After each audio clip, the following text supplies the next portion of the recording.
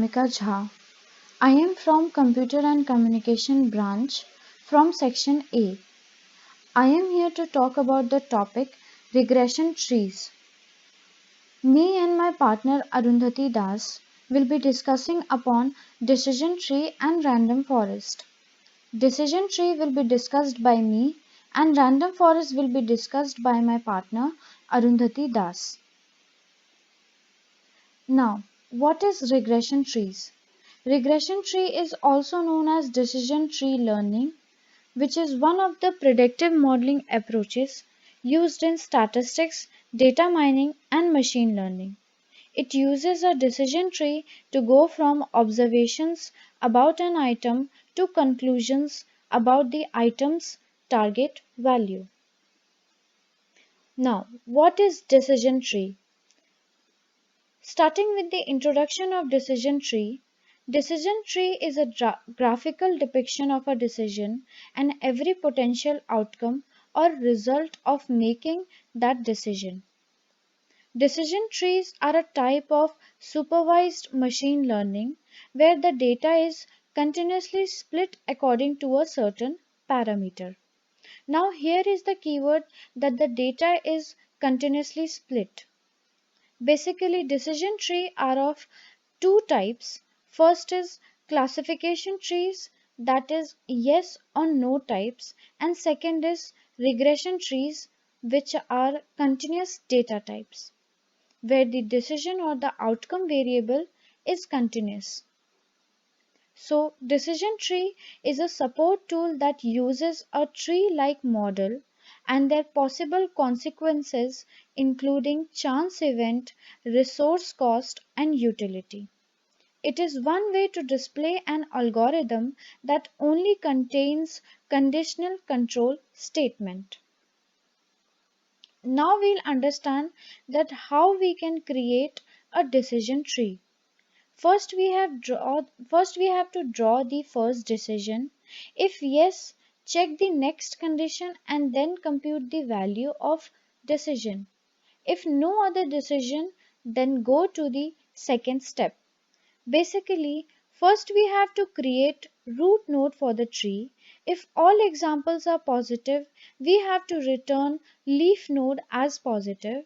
Else if all examples are negative, then we have to return leaf node as negative. For each attribute, we have to calculate the entropy with respect to the attribute. We have to select the attribute which has maximum value of information gain and then we have to remove it. We have to repeat these steps until we run out of all attributes or the decision tree has all leaf nodes. So here is the picture of creating a decision tree algorithm. First we have to make a tree, draw a rectangle near the left edge of the page to represent the first node. Then we have to add branches and add leaves to the tree. And then we have to complete the decision tree by continuously adding leaves and branches until every question and criteria has been resolved and an outcome has been reached. Then we have to terminate the branch and verify the accuracy of that decision tree. The summary of what we have studied in this is that entropy is there to measure the discriminatory power of an attribute for classification types.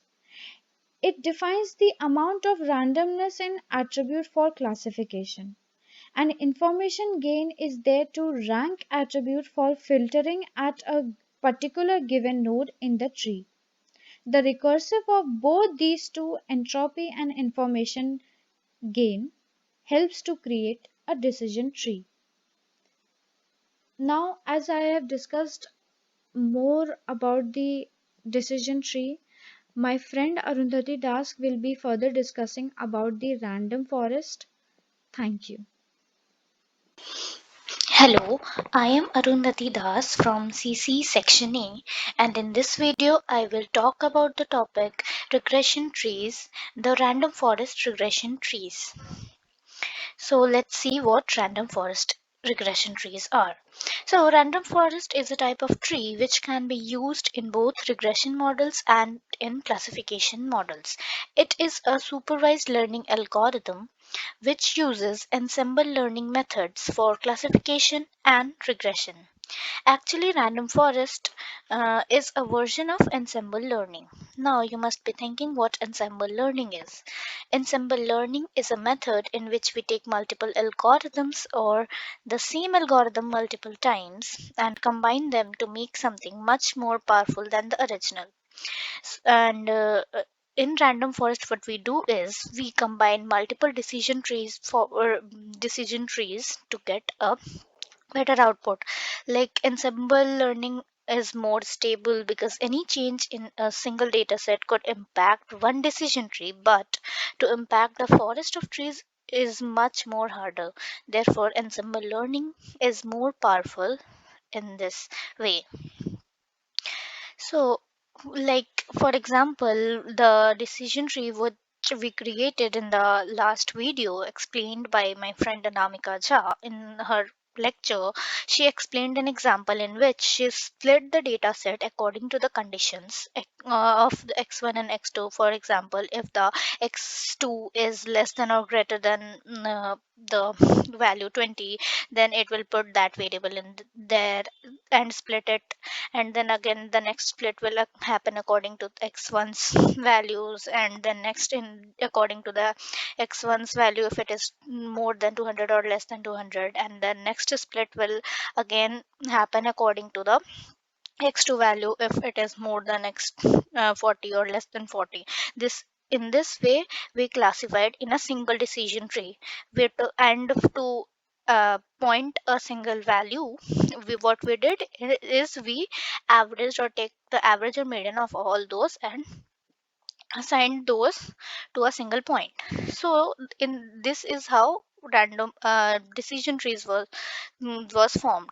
Now, for a random forest to be formed, what we do is we create this type of decision tree multiple times with different data points and average it or mean it to get a better uh, output.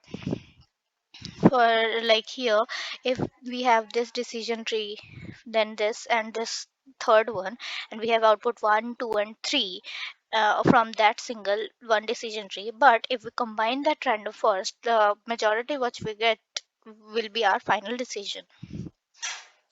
For example, no, sorry, for creating a random forest tree, we have a few steps. First, we pick at random k data points from the training set. And in the second step, we build the decision tree associated to these key data points.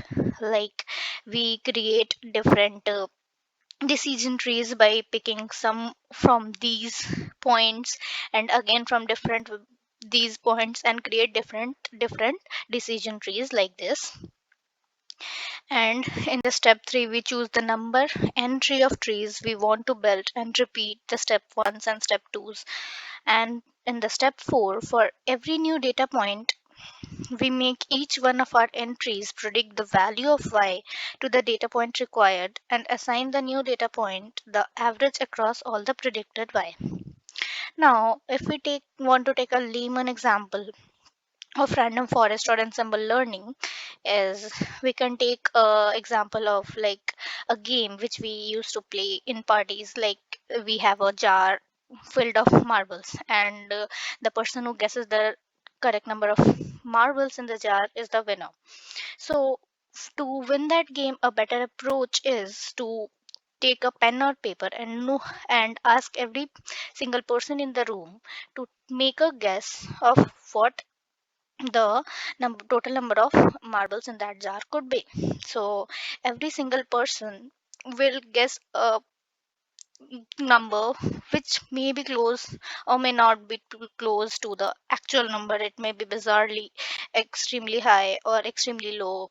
But if you note every single person's